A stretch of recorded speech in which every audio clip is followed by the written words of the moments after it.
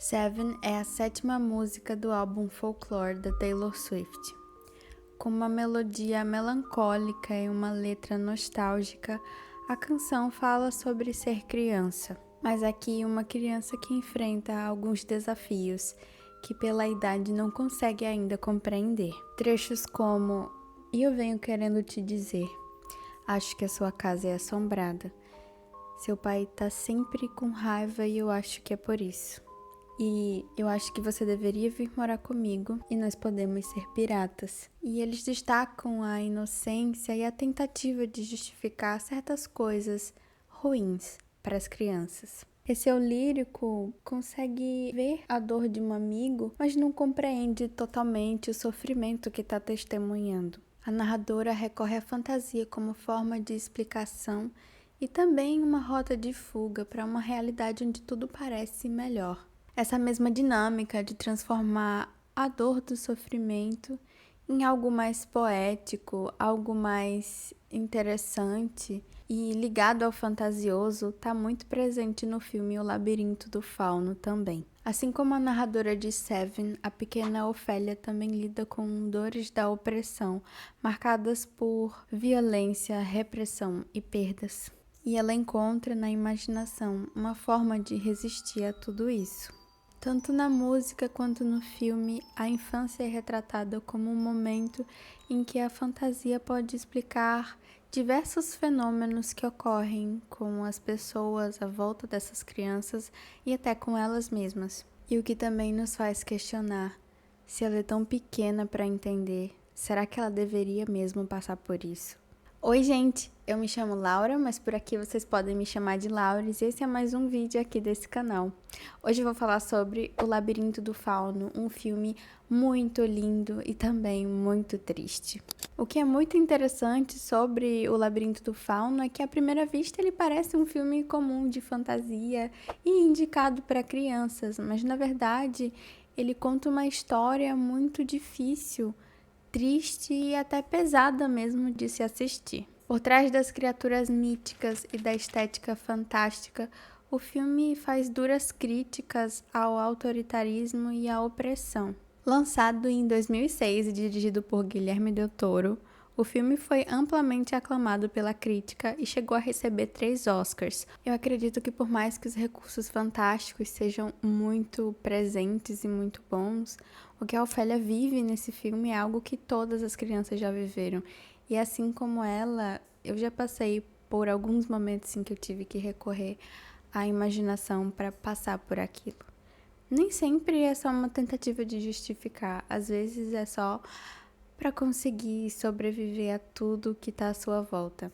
Eu gosto muito de como a música da Taylor Swift também conduz um pensamento sobre isso, trazendo à tona essa tentativa de salvar alguém que você nem mesmo sabe o que está vivendo. Então eu achei muito interessante, porque tanto a estética da música em si, quanto a letra dela me conectam muito a esse filme. Eu acho que tem tudo a ver e era uma coisa que eu queria muito trazer aqui pra vocês. O filme começa já com uma cena bem triste, né, da Ofélia sangrando. Mas a cena é cortada e a gente ouve um narrador contando a história da princesa Moana, né, que foi uma princesa que acabou se perdendo do seu reino e teve que viver como humana por algumas encarnações, e ela acabou não conseguindo voltar mais para encontrar o seu pai. E ele passou a vida inteira, anos e séculos buscando essa filha, mas nunca conseguiu. Então o que a gente entende é que nessa atualidade em que a história se passa, é mais uma dessas tentativas desse rei conseguir a filha de volta. As imagens são muito bonitas, né? A gente vê bosques, fadas, insetos, é tudo muito bonito e muito assustador ao mesmo tempo, né? É um grande contraste. Às vezes é como se as imagens míticas, elas fossem o correspondente visual ideal das situações que acontecem no filme, né? Porque nem sempre as pessoas que fazem coisas ruins nessa história, elas são horrorosas, né? Mas essas outras figuras míticas por trás também, elas têm essas características. É como se elas expusessem, né, essas questões e deixassem mais fácil de sentir. E aí, em seguida, a gente vê a Ofélia, né? A criança que é a protagonista em si dessa história. Ela e a mãe estão fazendo uma viagem ao campo. Pelo que dá para entender, elas moravam antes na cidade, mas estão tendo que se mudar agora para morarem na mesma casa que o marido da mãe, né? Que é o Capitão Vidal. Ele não é pai da Ofélia, ele é pai apenas do bebê que a mãe da Ofélia tá esperando. Dá pra perceber que a Ofélia se incomoda muito com esse homem, né? Que a mãe dela insiste que ela chame de pai, mas ela não consegue, ela não quer, e ela fala o tempo todo que o pai dela era um alfaiate. E ela fala também que o pai dela acabou se perdendo durante a guerra, né? Então a gente não sabe se ele morreu, o que houve, provavelmente morreu, né? Porque a história se passa, né, na época do governo de Franco, lá na Espanha, que foi um governo totalitário, né, fascista, com muito militarismo, tanto que o Capitão Vidal, ele é um grande chefe militar na história, então ele representa muito dessa força brutal. Ele é uma figura que não é só quem ele é, né? Ele representa algo, ele tá muito além de só ser o padrasto da Ofélia. Mas então a gente vê que a mãe da Ofélia também, ela tá passando por uma gravidez de risco. E fazer essa viagem não foi algo recomendável, né, para ela. Só que um dos primeiros indícios, né, de que o general, o capitão, não é uma boa pessoa, que ele não se importa muito. Ele só queria que o filho dele, que ele nem sabe ainda se é um menino, ficasse próximo dele quando nascesse. Aí a gente já entende, né, que a Ofélia tem bons motivos pra não gostar desse homem. E ela chega lá na casa e lá tem uma personagem também muito interessante, que é a Mercedes. A Mercedes é uma espécie de governanta, né, do capitão. Ela sempre tá com ele pra tudo, ela é muito esforçada, ela é muito dedicada ao trabalho e ele confia muito nela também, eles têm essa relação. E logo quando elas chegam também, a mãe da Ofélia tem que começar a usar cadeira de rodas. Uma coisa interessante de se falar é que a mãe da Ofélia parece muito omissa, né? Já nessa parte, por querer que a filha chame uma pessoa de pai, uma pessoa que não é o pai realmente da criança, né? E assim, ela tem boas intenções, mas apagar essa figura, né, que é alguém que provavelmente amava a Ofélia de verdade, que realmente era o pai dela, é um pouco complicado, né? Porque parece alguém por quem ela também tem sentimentos. A maneira dela lidar com tudo é muito passiva. Ela não vê, ela não quer ver as coisas que estão acontecendo. É como se ela concordasse também com todas as coisas de errado que estão acontecendo ao redor dela. Um fato interessante sobre a Ofélia é que ela gosta muito de ler. E quando ela chega no bosque, ela começa a ver figuras míticas que referem a essas que ela conhece nos livros, né? Então, ela conhece as criaturas chamadas de faunos. Então, ela já chega perguntando, né, se alguém ali na região conhece os faunos. E a Mercedes fala que conhece, mas que a avó dela disse que era para ter cuidado com eles. A Mercedes, ela tem um ar meio suspeito, assim. Ela conversa com o médico, eles parecem estar planejando alguma coisa, não dá pra gente ter certeza, né? Mas a gente sabe que tem uma movimentação de rebeldes ali na região, né, que o capitão mora, e que ele tá em constante conflito com eles, né? Sempre tá acontecendo alguma situação e ele tá querendo acabar com essas pessoas, né? Racionando comida, enfim, são muitas questões muito problemáticas. Apesar da mãe da Ofélia ser bastante omissa, e assim, é uma personagem que eu não gosto muito. Eu sei que ela é necessária, né? Mas a gente vê que elas têm uma relação muito boa, né? Apesar dela sempre brigar com a Ofélia por causa do capitão. Elas se dão muito bem, a Ofélia conta histórias para o bebê, pela barriga dela. E ficam sempre juntas, né? Ela cuida dela. Mas ela também quer cortar o desejo da Ofélia de ler. A Ofélia gosta muito de livros, né, como eu falei, e para ela ter esse ar tão fantasioso, a mãe dela pede o tempo todo que ela cresça, que ela pare de ler tanto, que é algo que esses governos, né, fascistas sempre puxam nessa tecla, né, sempre tocam nesse assunto. O capitão, ele é uma pessoa muito peculiar, ele tá sempre com o relógio na mão, e ele tem alguns trejeitos, assim, muito esquisitos. Ele é uma pessoa fria. Eu não sei se tem outra palavra que possa descrever ele muito bem, mas é alguém que tem sede de sangue, realmente.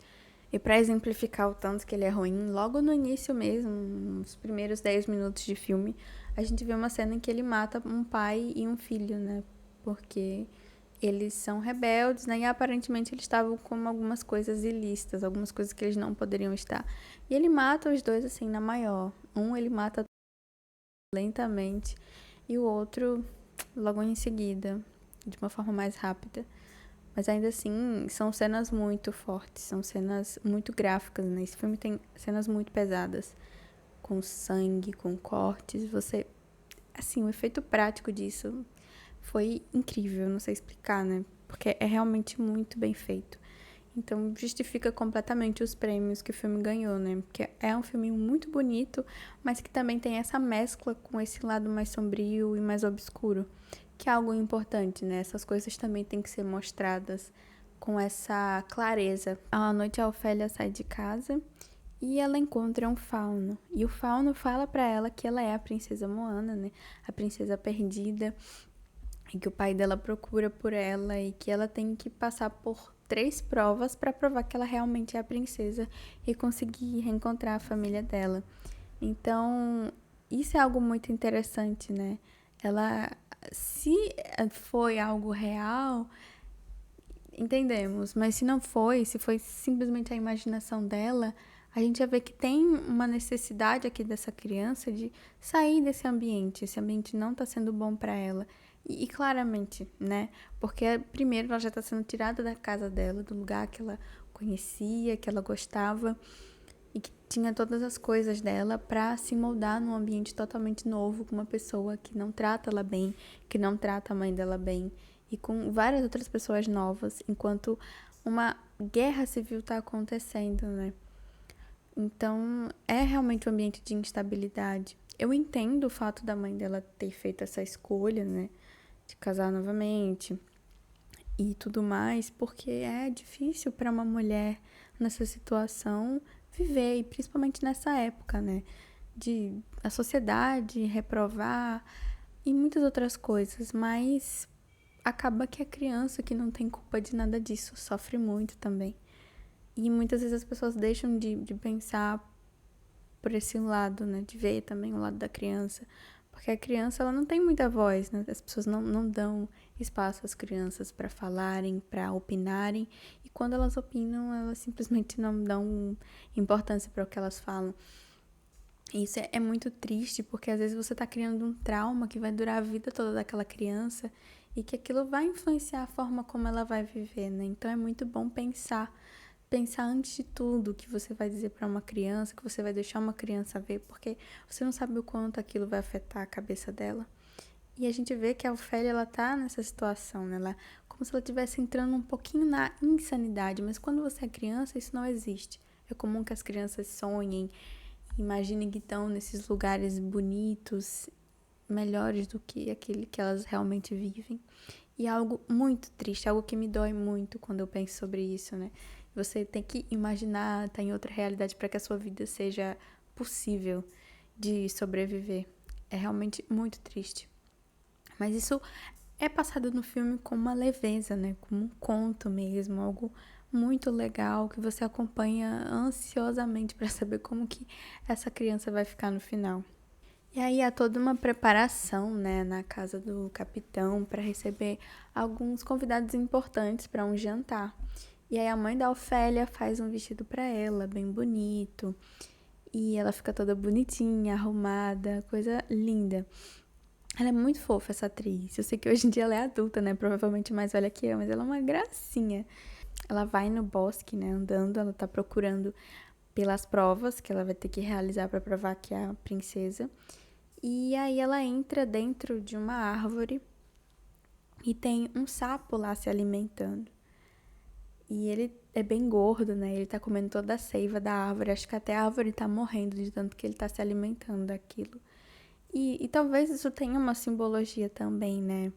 Ele é uma praga ali, ele é algo que tá tirando uma vida pra poder sobreviver, como uma espécie de parasita, né? E ela briga com ele por isso, né? Ela reclama que o que ele tá fazendo é errado, mas ele não se importa.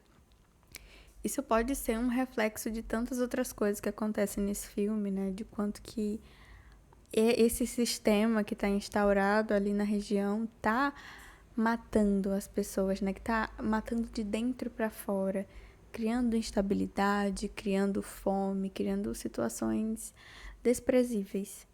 E ao mesmo tempo outras pessoas estão se dando muito bem, né? Como é o caso do capitão.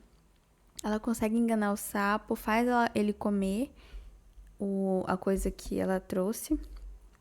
E aí ele coloca tudo pra fora e assim, é simplesmente nojento. Desde quando ela entra já na árvore, ela já fica toda suja, acaba com o vestidinho lindo dela. Mas ela consegue pegar a chave, né? Que é uma chave muito importante, segundo o que o Fauno disse. E eu acredito muito, né, nessa simbologia das coisas feias que tudo isso representa, né? Porque você espera de uma fantasia infantil fadas lindas, cor de rosa, glitter, e não tem nada disso aqui nesse filme. E aí a gente vê a cena do jantar, né? Algumas senhoras da sociedade, um padre e homens importantes também da região, não dá pra saber ao certo quem eles são. E a gente vê o general desprezando a mãe da Ofélia, né? Ele nunca demonstrou nenhum tipo de afeto por ela durante esse tempo que a gente acompanha no filme, mas aqui ele realmente desfaz de algo que ela fala. Ela conta como eles se conheceram e ele reprova o que ela diz, mesmo tendo sido uma coisa que questionaram. E a mãe da Ofélia fica muito chateada com isso e eu acho que ela acaba jogando um pouco na filha, né? Dizendo que ficou triste porque ela não foi para o jantar, porque ela acabou se perdendo, ficando bem suja. Claro que é esperado que ela fique desapontada com isso, mas eu sinto que ela ficou com remorso da situação e não tinha quem descontar e acabou descontando nela, que também é uma coisa que os adultos costumam fazer muito com as crianças, né? É como se fosse o mais fraco. A mãe da Ofélia acaba ficando pior de saúde e a Ofélia tem que dormir no próprio quarto agora, não vai poder mais ficar no mesmo lugar que a mãe dela. E nesse momento, a gente tem uma cena bem legal, bem fofa, e que vai selar uma amizade que vai durar todo o resto do filme entre a Ofélia e a Mercedes. A Mercedes, ela já se provou ser uma boa pessoa. A gente vê que ela tá escondendo alguma coisa, mas até o momento não apareceu ainda o que foi, o que é, né, no caso. E a Ofélia, ela já percebeu. E aí ela viu que ela tava usando a lâmpada, né, no dia anterior para tentar se comunicar provavelmente com alguém. E aí ela pergunta, né, se ela tá levando alimento para os rebeldes. E aí a Mercedes ninguém confirma nem nega, mas a Ofélia fala que não vai contar para ninguém, que ela não quer que aconteça nenhum mal a ela. E a Mercedes diz que quer o mesmo pra Ofélia. E eu achei essa cena muito fofa, porque eu acho que ninguém compreende a Ofélia aqui nessa história como a Mercedes. É como se a mãe dela se cegasse para todas as coisas horríveis que estão acontecendo. E a Mercedes, por ela, de certa forma, estar sofrendo com aquilo também, ela consegue compreender o que a Ofélia está sentindo, né? Porque parece que a mãe dela não se dói pelas coisas horríveis que estão acontecendo às outras pessoas, só com o que acontece a ela, que também não tá legal, né? E aí a gente vê que a Mercedes realmente tem familiares envolvidos na rebelião, né? Acho que o pai e o irmão dela, e ela sempre tá muito preocupada com eles, tá levando alimento, ela pega muitas coisas que o general tem, que o capitão tem acesso, né? Porque ele é o capitão, então ele tem acesso a essas coisas, a distribuição de alimentos e medicamentos e tudo mais. E ele não percebeu, ele é muito assim, tipo, tapado, né? Se acha muito esperto, mas...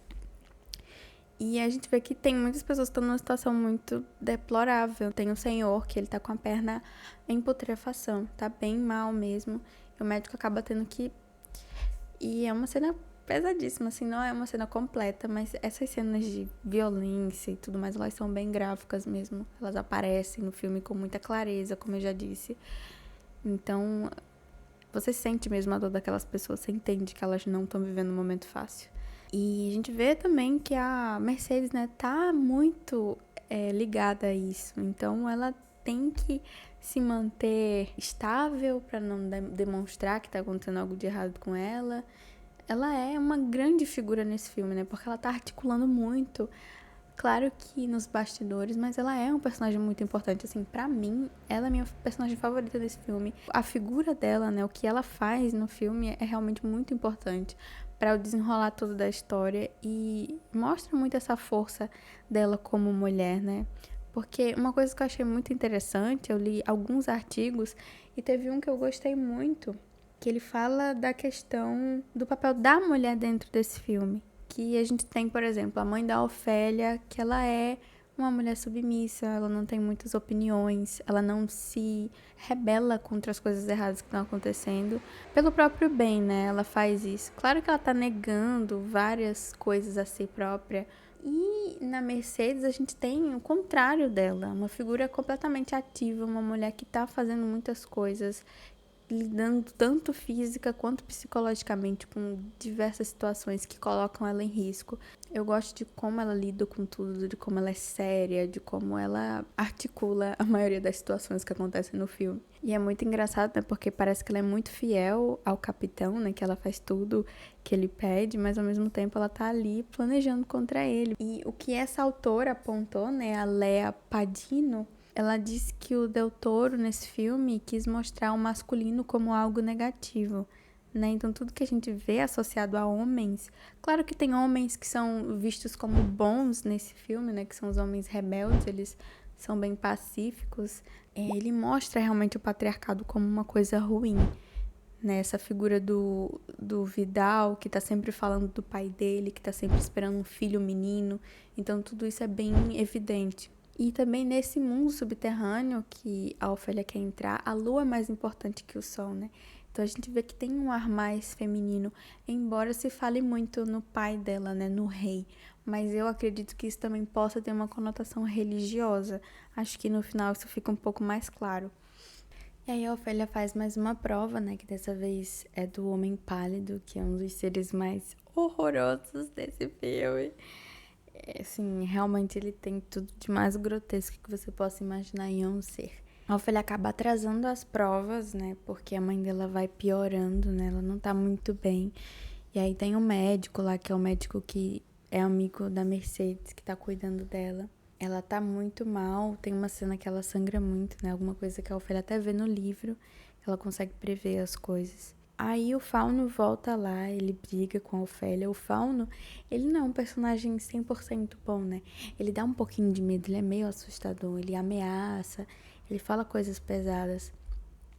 E ele dá uma mandrágora, quem assistiu Harry Potter vai se lembrar que é uma plantinha que lembra muito o formato de um bebê, de um ser humano, um negócio bem esquisito.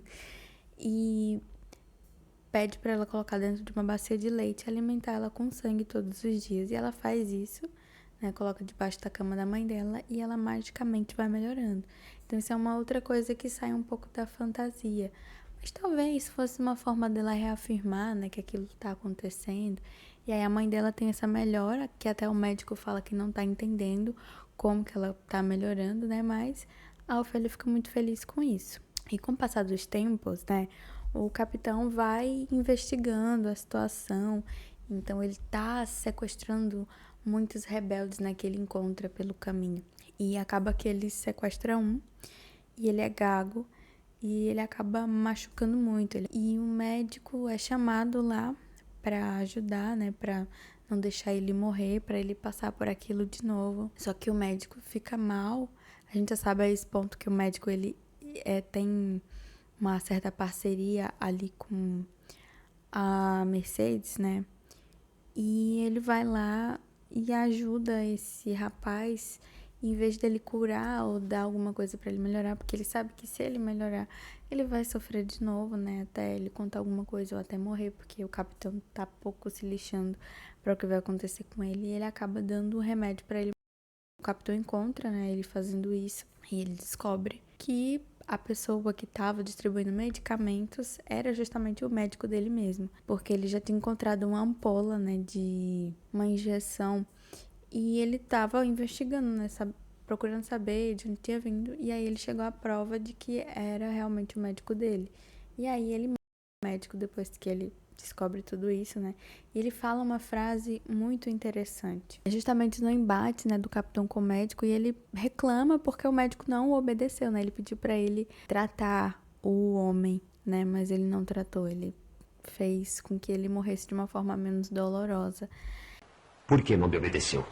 É que obedecer por obedecer, assim, sem pensar, só quem faz isso é gente como o senhor, capitão. E essa é uma das últimas coisas que ele fala antes de morrer e deixa bem claro, né, como que o fascismo e inúmeras outras formas políticas, né, que a gente tem no mundo afora tem essa questão de não questionar, de sempre obedecer, e é algo que, querendo ou não, também está muito atrelado à religião, né? Tanto que a gente vê a figura de um padre junto à mesa no dia que o capitão está comunicando o racionamento de alimentos. E ele concorda com tudo, né? Mesmo sendo coisas absurdas, né? E sabendo que pessoas vão morrer por causa daquilo, independente do que elas representem naquela sociedade, né? E aí, logo depois que isso acontece, é basicamente o clímax, né? O general, que já tá muito nervoso, né, depois disso, ele vai para o quarto da mãe da Ofélia e ele vê que a Ofélia tá debaixo da cama, porque ela tava alimentando a mandrágora que, teoricamente, está mantendo a mãe dela viva. E aí ele pergunta o que ela tava fazendo ali, e quando ele vê, ele acha aquilo horrível, nojento, e briga com a Ofélia e faz com que a mãe dela também brigue com ela. Toda uma questão. A mãe dela acaba queimando a mandrágora e ela queima e grita. E no mesmo momento que isso acontece, a mãe dela começa a sentir muitas dores. Então, talvez seja uma confirmação de que a magia é real. E ela passa muito mal e não tem médico, né? E a gente já sabe que o general, ele fala, né, para o médico, inclusive, isso, que ele quer que, se caso tenha que escolher entre a mãe e o bebê, escolha o bebê, o filho, né, que ele costuma afirmar que é um menino. E aí o parto acontece, o bebê nasce muito bem, mas a mãe da Ofélia não resiste. Então são muitas coisas tristes em sequência. E aí logo depois disso também o capitão percebe que a Mercedes tem alguma coisa a ver com o sumiço de comidas e os saques que estão acontecendo e dá uma espécie de ultimato para ela, né? Antes de fazer alguma coisa mais definitiva. Isso faz com que a Mercedes fuja. Então é mais uma perda para a Ofélia. Ela vai no quarto da Ofélia e fala que tá indo embora, mas a Ofélia fala que quer ir junto com ela também. E ela insiste tanto que a Mercedes acaba levando ela junto. Mas no meio disso o capitão consegue prender as duas. E a Mercedes, ela vira uma espécie de prisioneira dele, né, também para ser torturada. Só que ela consegue se defender, ela sempre coloca uma faquinha na cintura e a gente vê que ela sabe muito bem usar aquilo a seu favor. E ela fala até algumas coisas bem interessantes nesse momento de confronto entre eles, que pelo fato dela ser uma mulher, né, que ele até subestima ela, que um dos homens dele pergunta se tá tudo bem e ele ficar sozinho, ele fala que sim, mas justamente por isso, né, por ele não esperar que uma mulher fosse fazer alguma coisa, ela conseguiu fazer. Então, isso mostra muito essa força, né? Que muitas vezes pode estar escondida, mas com algum sentido. E ela é muito forte, ela consegue despistar ele, ela faz vários cortes nele, claro que nada muito sério, mas deixa um corte na boca dele que já é uma coisa assim, que dá agonia só de ver. Mas eu achei muito satisfatório isso que ela fez. E mais uma vez, pelo fato dela ser mulher, ela consegue despistar também os outros soldados dele ali, só que eles acabam encurralando ela, mas os rebeldes conseguem matar todos os soldados que encurralam ela e ela fica a salvo. Mas a Ofélia ainda tá lá com o capitão. Antes de tudo isso acontecer, a Ofélia acaba recusando fazer mais uma das provas. E aí o Fauno diz que ela não pode mais ser a princesa, né? Que ela já perdeu a essência dela. E aí ele fala que não vai mais fazer as provas. Só que depois de tudo isso que acontece, eles resolvem dar uma nova chance pra ela. E aí ele vai até ela e fala que ela tem que pegar o irmão dela e ir até um labirinto. E aí ela usa também, ele dá um remedinho pra colocar na bebida do capitão. E ela consegue, ela pega o bebê e vai e foge, né? Ele corre atrás dela também, mas ela consegue chegar até o labirinto. Só que até esse meio tempo, o capitão também chega até lá. Mas quando ela chega, o Fauno fala pra ela que ela vai precisar derramar sangue inocente, que seria do irmão dela. Mas isso é só um pouquinho, mas mesmo assim ela não quer. Ela fala que não vai fazer isso, que não vai deixar ele fazer e se recusa. Se ela tiver que ser princesa desse jeito, ela prefere não ser. Ela é muito corajosa. E isso faz com que dê tempo, né, de o capitão chegar até lá e ele pega o bebê de volta e dá um tiro na Ofélia, ela fica caída lá. Enquanto isso, o capitão volta e os rebeldes cercaram ele juntos com a Mercedes e eles matam ele. Antes disso, ele fala que é pra dizer para o bebê a hora que o pai dele morreu. E a Mercedes diz que a criança nunca vai saber nem o nome dele. Isso é super satisfatório. Mas quando ela entra no labirinto, ela vê que a Ofélia já não tá mais, né? Ela já partiu. Mas ela tem sangue inocente, o sangue dela foi derramado. E no fim do filme, ela chega até o reino dela como a princesa amada e buscada por tanto tempo. É um final muito triste, porque se a gente estiver falando de uma história não fantasiosa, né, que a fantasia seja só algo da criança, é muito triste. E eu senti que tem muito uma conotação religiosa, né, dessa partida e desse recebimento tão amado desse outro plano. Eu acho que tem muito essa influência da religião aqui, nesse momento que a Ofélia chega no mundo subterrâneo, né? Pra mim, eu não sei se ficou muito realista todas as outras coisas pra eu conseguir abstrair essas fantasias, mas ficou muito claro que foi uma forma bonita e colorida de contar uma história muito pesada, né? E do ponto de vista de uma criança, especialmente. Como eu citei na música da Taylor Swift, né? Que é uma criança que narra, né? Que vê um amigo ou amiga que tá passando por uma situação muito difícil em casa, que tem um pai bravo o tempo todo e que dá vontade mesmo até de fugir com essa amiga ou amigo. E são essas as possibilidades de uma criança, né? A criança, ela não tem muito o que fazer. Ela não consegue resolver as situações que se apresentam a ela. Então, imagina o quanto que deve ser difícil, né? Se aprisionar em uma realidade que você não pode fazer nada. E só resta tentar lidar com aquilo de uma maneira mais leve, talvez. E por mais triste que essa história seja, ela tem uma lição interessante, que talvez se a gente manter a nossa essência de criança, né, manter dentro esse brilho, essa imaginação, talvez as coisas fiquem um pouco mais leves, né? Porque a vida vai ficando mais pesada a cada ano que passa.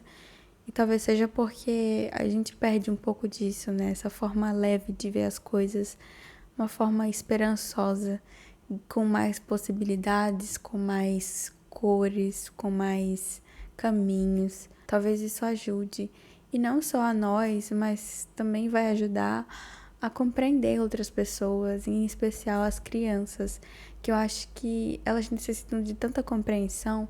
Acho que quando você é pai, mãe, irmão de alguém que é muito pequeno, é muito importante dar atenção para essa criança. E não só uma atenção sobre aquilo que você acha que é importante, né?